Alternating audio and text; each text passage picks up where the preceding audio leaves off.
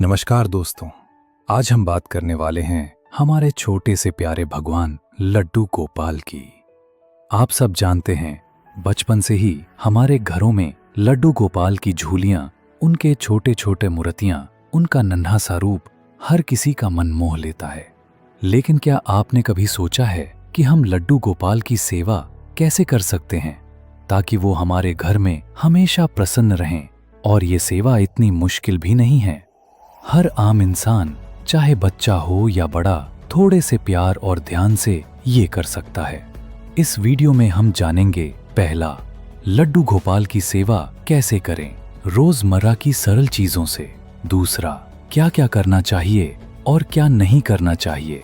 तो चलिए शुरू करते हैं और जानते हैं लड्डू गोपाल की सेवा करने के आसान और प्रभावशाली तरीके जो हर किसी के लिए संभव हैं। पहला, प्रातःकालीन जल अर्पण। सोचिए, आप सुबह उठते ही अपने छोटे से लड्डू गोपाल के सामने जाते हैं, हाथ में एक छोटा पानी का पात्र लेकर कहते हैं, हे गोपाल, ये तुम्हारे लिए पानी है। पुराणों में लिखा है कि सुबह सुबह भगवान के चरणों में जल अर्पित करने से दिन भर घर में सकारात्मक ऊर्जा रहती है। और हाँ, इसे करते समय मन में साफ और प्रेम होना जरूरी है, कोई जल्दबाजी या मन का उलझापन नहीं। दूसरा, लड्डू गोपाल का श्रृंगार। दोस्तों, सोचिए, लड्डू गोपाल के लिए सुबह का सबसे प्यारा काम होता है उनका श्रृंगार करना। सबसे पहले साफ कपड़े लाएं। आप छोटे छोटे पैंट या धोती चुन सकते हैं जो भगवान के छोटे रूप के लिए फिट हों। गले में छोटे फूल या माला पहनाएं। आप चाहें तो उनके हाथ पैर में छोटे रत्न या रंगीन कंगन भी रख सकते हैं।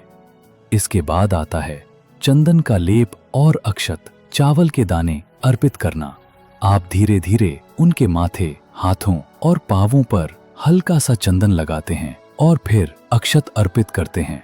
ये सेवाएं बहुत प्यारी मानी जाती हैं। पुराणों में लिखा है कि चंदन भगवान के लिए ठंडक और प्रेम का प्रतीक है और अक्षत भगवान को हमारे सच्चे प्रेम की याद दिलाता है। तीसरा, फूल और भोग अर्पण। अब बारी है फूल और भोग अर्पण की। सोचिए, आपने अपने घर के बगीचे से ताजे फूल तोड़े या बाजार से लाए। उन्हें सजाते हुए आप कहते हैं, ये तुम्हारे लिए है लड्डू गोपाल। इसके बाद आप उनके लिए हल्का सा फल, दूध या कोई मिठाई अर्पित कर सकते हैं।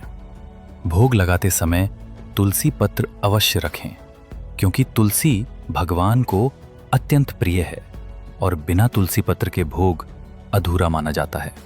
पुराणों में लिखा है कि भगवान वही भोग पसंद करते हैं जो दिल से और प्रेम से अर्पित किया गया हो।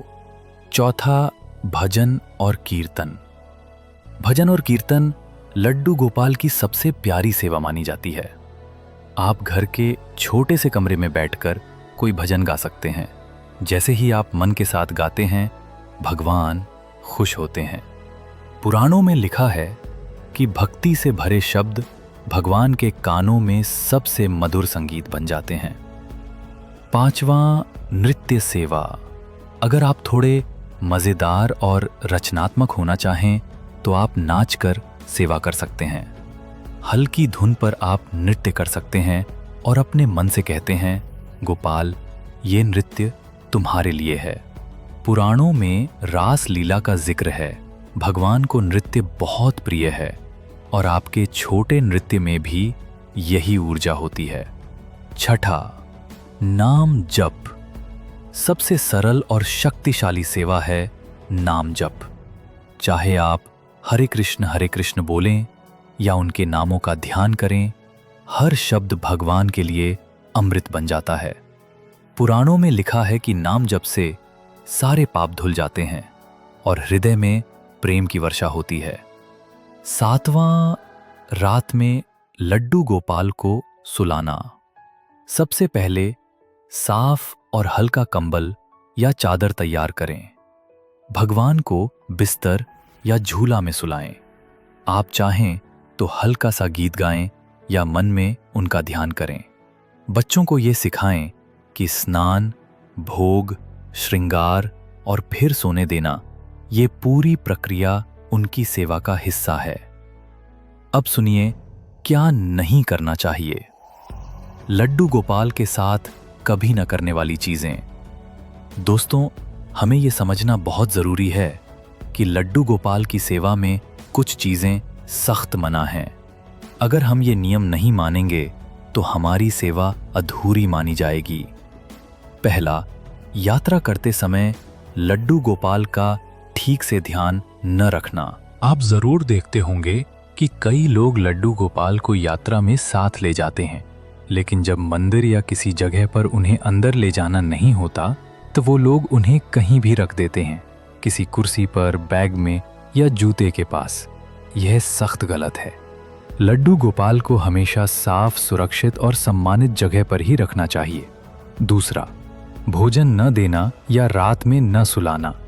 कुछ लोग अपने लड्डू गोपाल को रखते हैं लेकिन भोजन नहीं देते या रात में उन्हें सोने के लिए नहीं रखते। पुराणों में लिखा है कि भोजन देना और रात में सुलाना सेवा का जरूरी हिस्सा है। कई लोग व्यस्तता के कारण भूल जाते हैं कि भगवान को दूध या मिठाई देना है या रात में झूले में आराम से सुलाना है। यह छोटी सी लापरवाही भी भगवान को अच्छा नहीं लगता। तीसरा, गंदा हाथ, गंदा स्थान या ध्यान न रखना। लड्डू गोपाल को हमेशा साफ जगह पर और स्वच्छ हाथों से ही छूना चाहिए। घर में बच्चे अगर गंदे हाथों से छूते हैं तो सावधानी बरतनी चाहिए। भोग, फूल और श्रृंगार भी हमेशा साफ और ताजगी से होना चाहिए। आपने देखा होगा कि बच्चे खेलते खेलते लड्डू गोपाल को छू लेते हैं। यह मासूम गलती है, लेकिन बच्चे को सिखाना चाहिए कि हाथ साफ करके ही छूना है। दोस्तों, ये सारी सेवाएं हर कोई कर सकता है और यही छोटे छोटे कदम हमें लड्डू गोपाल के करीब लाते हैं। जय श्री कृष्णा।